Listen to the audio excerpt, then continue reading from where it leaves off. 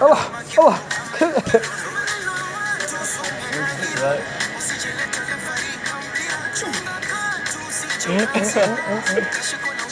Mana gitu.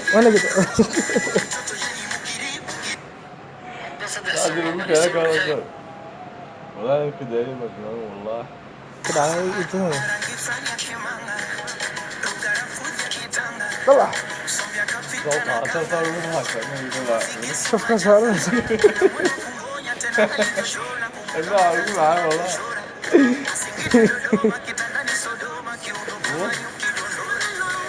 Çocuğunu kırıyor. Öyle lafı da bırakmaz. Allah'ım ya. Estağfurullah. Çok çat.